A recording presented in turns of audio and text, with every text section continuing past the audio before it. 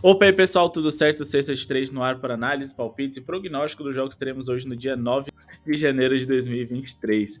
Poucos jogos hoje, não temos muitas coisas para explorar. Eu havia feito análise aqui da partida e vi que a gente não tem muitos times em extremos. Por exemplo, esse time é muito bom em tal coisa ou muito ruim em tal coisa para a gente explorar, contra ou a favor. Hoje vai ser bem complicado, temos muitos times se enfrentando em meios termos ou muito próximos ali, né, em alguns quesitos, mas a gente vai tentar trazer as melhores informações e estatísticas para vocês serem lucrativos e tirarem o melhor de hoje, beleza? Lembrando que hoje, como não é um dia muito interessante, a gente já recomenda que vocês se inscrevam no canal, ativem o sininho de notificações, porque nas próximas rodadas a gente tem muita coisa para poder ser lucrativo. Lá no nosso grupo VIP, inclusive, a gente faz um filtro com as melhores opções de cada rodada, além, é claro, de trazer tips exclusivas muito bem fundamentadas para vocês no melhor preço do mercado.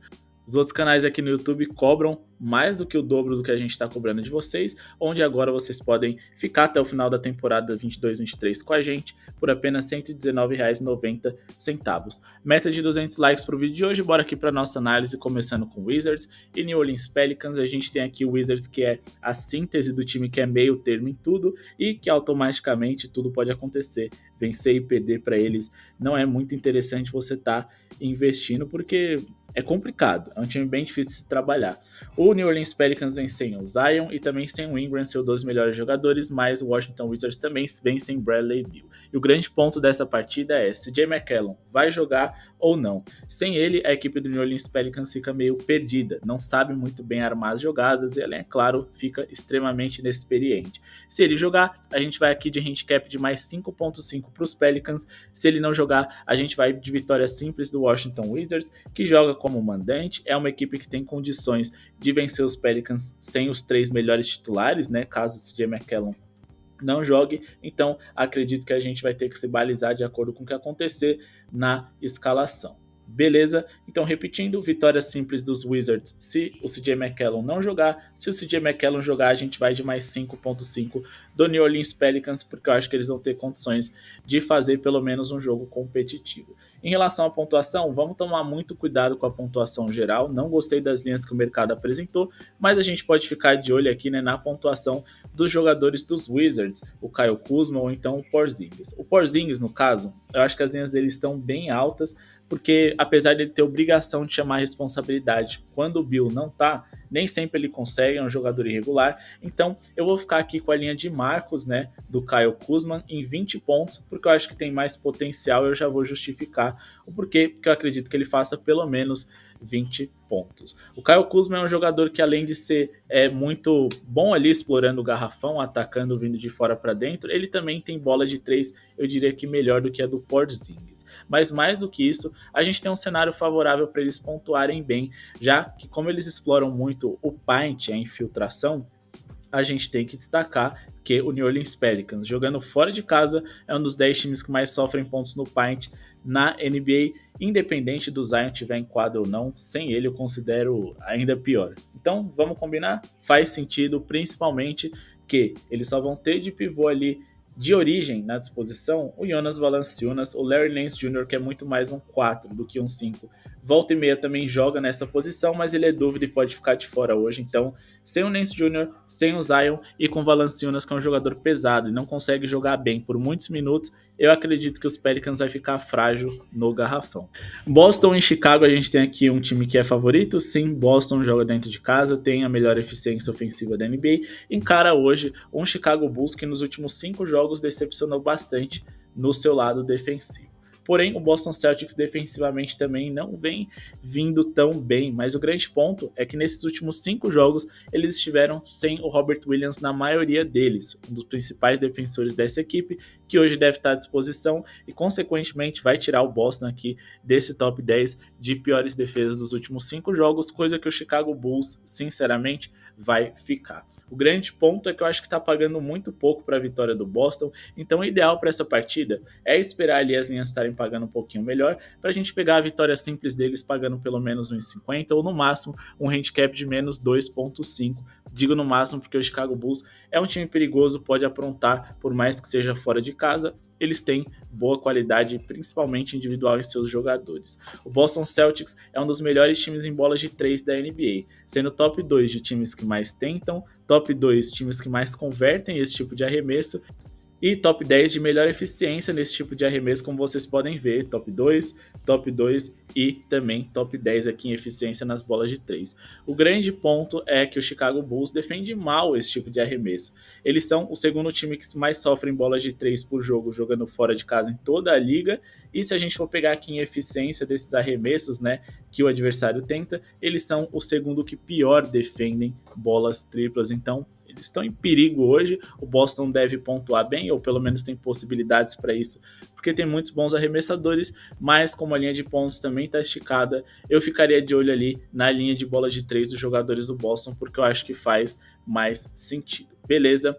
O jogo entre Milwaukee Bucks e New York Knicks é um jogo extremamente equilibrado. A gente tem o Milwaukee Bucks, que é claramente superior, mas recentemente não vem jogando nada, e o New York Knicks, que não tem um grande elenco, mas recentemente vem jogando muito. O grande problema é do lado do Milwaukee Bucks, que vem sem Chris Middleton mais uma vez e que não vem fazendo grandes partidas. Inclusive, vamos fazer aqui um filtro da situação do Milwaukee Bucks fora de casa, porque isso vai ajudar a justificar a entrada que a gente quer indicar para vocês, beleza?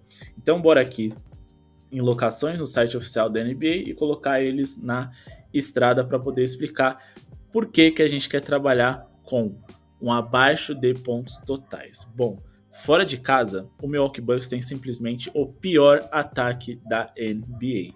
Beleza, isso já é extremamente relevante, e eles também têm a melhor defesa. Muitos desses números aqui vêm do começo da temporada, recentemente eles pioraram, é verdade, mas ainda assim a gente tem que falar também do mandante New York Knicks, que ajuda a justificar essa entrada em under de pontos totais que a gente vai passar para vocês. O New York Knicks, jogando dentro de casa, não tem uma grande defesa, mas eles sabem se defender no geral. Como eu disse, vão enfrentar o pior ataque visitante de toda a liga. E ofensivamente eles também atacam bem.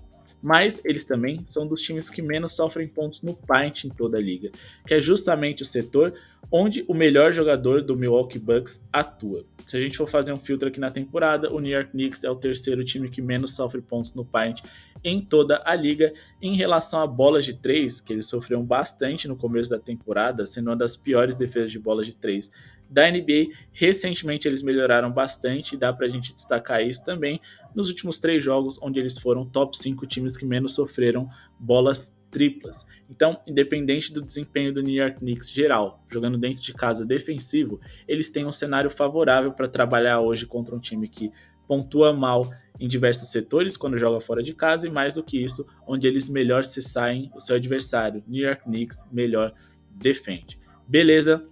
Então, por tudo isso, a gente vai trabalhar com abaixo de. As linhas não estão como eu gostaria, mas é a melhor opção para essa partida, que é muito equilibrada e que, independente de quem for vencer, eu não vou ficar surpreso. Então, nosso palpite para Milwaukee Bucks e New York Knicks vai ser trabalhar com abaixo de 227,5 pontos totais. Beleza? O jogo entre Memphis Grizzlies e San Antonio Spurs, o Memphis tem a obrigação de vencer, convencer e pontuar bem. Então a gente pensou, bora trabalhar com a vitória deles? Não dá, a linha está muito baixa. Bora trabalhar com a pontuação alta deles? Também não dá, a linha está muito alta e está pagando mal, né? Então, no fim das contas, só nos sobrou uma coisa: trabalhar com abaixo do San Antonio Spurs. Eu já vou destacar o porquê que isso faz sentido, mas o meu palpite para essa partida vai ser abaixo de 118,5 pontos do San Antonio Spurs, jogavam até abaixo de 116,5, mas não custa nada no ao vivo tentar pegar essa linha aqui pagando um pouquinho melhor. Beleza? Por que a gente acha que isso faz sentido? Bom, primeiramente, o Memphis Grizzlies é um dos melhores defensores da NBA, a melhor defesa da liga jogando dentro de casa. Em segundo lugar, o San Antonio Spurs, além de ser um dos piores times de toda a NBA, eles são um dos piores ataques também jogando fora de casa, eficiência ofensiva por 100 posses de bola. Top 10 piores ataques, então a gente tem aqui uma grande defesa contra um ataque ruim. Só isso já bastaria, só que a gente tem um problema, é que a gente precisa observar. Às vezes, o San Antonio Spurs pontua bem, porque por mais que eles não tenham eficiência, eles são dos times mais rápidos da liga, são top 10 times mais rápidos. E o Memphis, por ser top 10 também, deve incentivar eles a correrem, porque o Memphis Grizzlies não vê problema no jogo rápido, que gasta pouco relógio. O grande ponto é que gastar pouco relógio, você tem mais arremessos por minuto. Com mais arremessos por minuto, independente da sua eficiência, você tem mais chances de pontuar bem. Então, esse é o grande perigo da noite. Mas o Memphis Grizzlies geralmente acelera mais o jogo quando um jogador está em quadra, o Ja Morant, porque ele gosta desse jogo de transição, mas pode ser que ele não jogue hoje. Eu particularmente seguraria porque o Memphis não precisa dele para vencer. Outra coisa, o Ja Morant esteve fora da última partida e mesmo assim o jogo foi veloz. O que aconteceu? Steven Adams estava fora. Com ele fora, que é o jogador mais lento e mais pesado dessa equipe, eles tiveram que jogar com Jaren Jackson na posição, que é um jogador mais atlético, mais leve, mais veloz e, consequentemente, que incentivou um time no geral a acelerar o jogo, a resolver mais rapidamente os seus problemas.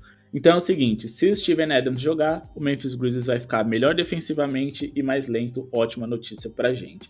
Se o Ja Morant jogar, aí o time vai ficar mais rápido, vai ficar mais complicado, mas eu ainda boto uma fé. Se os dois jogarem, aí eu não vejo muito problema, então assim, eu vou prestar mais atenção no Steven Adams, eu preciso que ele esteja em quadra para eu ficar mais seguro para esse under acontecer. E ó, outra coisa interessante, o Memphis Grizzlies é um dos times que menos sofrem pontos no paint, né, na zona pintada, jogando dentro de casa em toda a NBA. Se a gente for pegar aqui, é o quarto time que menos sofre pontos nesse setor em geral, e como mandante eles também são top 5 times que menos sofrem pontos no paint. Mas o grande problema deles é na bola de 3, onde eles são um dos times que mais sofrem pontos, dessa forma, principalmente jogando fora de casa, o terceiro time que mais sofre pontos de 3 na liga. Mas dentro de casa isso já melhora bastante, porém é o nosso ponto de atenção. Será que o San Antonio Spurs consegue pontuar bem nesse setor e furar essa barreira dos 118 pontos? Vamos fazer uma análise aqui rápida dos números dos Spurs em bolas triplas, porque pode ajudar bastante a gente a tirar limpo essa entrada. Bom, o San Antonio Spurs é top 10 times que menos fazem pontos de 3 por jogo na NBA. Em relação a tentativas, eles também são top 10 times que menos tentam bolas de 3. E em relação à eficiência, eles estão na metade de baixo na tabela, apenas a 18ª melhor eficiência em bolas triplas da liga. Então, em resumo, já tiramos a limpo aqui de que sim, a melhor entrada para essa partida é o under do San Antonio Spurs. Beleza? Bora aqui para Denver Nuggets e LA Lakers, mas não sem antes pedir para vocês deixarem o like, se inscreverem no canal, conhecerem o nosso grupo VIP aqui do lado, né? E mais do que isso, comentarem se vocês concordam ou discordam das nossas entradas e se estão gostando da profundidade das nossas análises, agora que a gente está avaliando todos os jogos aqui na hora para vocês. Beleza? Denver e LA Lakers, a gente vai ter um jogo muito duro aqui, porque independente do Denver ser melhor em muitas coisas, nos últimos 2 encontros que aconteceram nessa temporada, os Lakers venceram. Não só venceram, mas venceram por uma diferença relevante, o que me deixa com um pouquinho de medo de investir na vitória simples do Denver Nuggets, que apesar de serem favoritos, jogarem dentro de casa e serem melhores em várias categorias, esses jogos recentes me assustam. Os Lakers sabem como jogar contra eles. Então, eu vou explorar o seguinte. No jogo de hoje, entre Lakers e Denver Nuggets, eu vou explorar os rebotes. Vou trabalhar com over em rebotes do Nikola Jokic, acima de 11,5 rebotes para o jogador do Denver, né? Acima de 11,5 rebotes. Por que eu acho que isso faz sentido? Nos últimos 4 confrontos contra os Lakers, ele superou essas linhas em 3 dos últimos 4, tem uma média de 14 rebotes por jogo contra esse adversário nesses 4 jogos mais recentes, e também o Los Angeles Lakers é um dos times que mais cedem rebotes por jogo para os seus adversários em toda a NBA. Se a gente for olhar aqui na temporada, eles são aqui, né, top 10 times que mais cedem rebotes por jogo, jogando fora de casa. Não necessariamente eles são top 10 entre os piores, mas estão com as linhas praticamente iguais à média geral deles na NBA. E outra coisa muito interessante para a gente sempre levar em consideração, né, em rebotes de jogador, né? Eu vou citar aqui algumas coisas para vocês que eu acho que a gente sempre precisa para que isso seja possível. A primeira delas é um bom reboteiro, e a segunda delas, né, sendo essas duas as principais, um time que cede muitos rebotes, isso é óbvio. Mas por que os Lakers cedem muitos rebotes? eles são o segundo time mais rápido da NBA. Como eu digo para vocês, se você é rápido, você economiza relógio, se você economiza relógio, você tem mais arremessos por minuto. Só que se você tem muitos arremessos por minuto e sei lá, uma das 10 piores eficiências ofensivas da liga, coisa que o Lakers não é mais ainda assim tão na metade de baixo da tabela, aí, consequentemente, muitas bolas sobram, porque você arremessa muito, mas erra muito. Então seu adversário tem possibilidades de garantir muitos rebotes. Mas como você vai forçar o erro dos seus adversários? Você precisa de uma boa defesa. Então vamos pegar aqui o filtro dos últimos 10 jogos do Denver Nuggets. Eles que eram uma das piores defesas da NBA, nos últimos 10 jogos eles são a sexta melhor. Então, consequentemente, mais chances deles forçarem os erros dos Lakers e mais chances deles garantirem rebotes das bolas sobrarem. Outra coisa interessante que vocês podem observar é que o Denver Nuggets é o time que menos cede rebotes em toda a liga. Então, assim, é o cenário perfeito e é o ideal para essa partida acima de 11,5 rebotes do Nikola Jokic. E para finalizar, vamos avaliar aqui Sacramento Kings e Orlando Magic. A gente tem aqui um Orlando Magic que é um dos piores ataques da NBA jogando fora de casa. Se a gente for olhar aqui, né, eles estão entre os 10 piores ainda, apesar de terem tido uma leve melhora. E nos últimos 10 jogos, defensivamente falando, a equipe do Orlando Magic é quase top 10. Então, assim, eles devem pontuar pouco e defender bem. Só que tem um problema. O Sacramento Kings tem uma das piores defesas mandantes de toda a liga. Mais do que isso, é um dos times que mais sofrem pontos no paint em toda a NBA quando jogam dentro de casa. Na verdade, nesse momento, eles lideram como mandante essas estatísticas, o que não é muito bom para eles. E o Orlando Magic é um time com pouca bola de 3, muitos pontos no paint. Então, automaticamente, a gente pode ter um jogo bem pontuado aqui e que eu considero perigoso para o Sacramento Kings, que eu acho que sim, são favoritos, devem vencer, mas eu não descartaria aqui um handicap positivo do lado do Magic. Não é o que eu vou fazer, eu tenho muitos preconceitos com esse time do Magic, eu acho ele muito engessado, nenhum jogador ali me empolga muito, então eu vou ficar aqui com a vitória simples do Sacramento Kings, principalmente levando em consideração que o Magic é um dos 5 visitantes que menos venceram jogos em toda a liga e que o ataque deles é muito fraquinho, então vou ficar aqui com a vitória do Sacramento Kings. Vitória simples, sem exagero, porque eu acho que o Orlando tem possibilidade de cobrir um handicap positivo alto também. Beleza? Bom, pessoal, esse foi o vídeo de hoje. Espero que tenham gostado. Se inscrevam no canal, deixem o seu like, ativem o sininho de notificações. Conheçam o nosso grupo VIP que está aqui do lado. Só chamar no WhatsApp. O menor preço do mercado está ainda mais barato. Muito obrigado pela sua audiência e falou!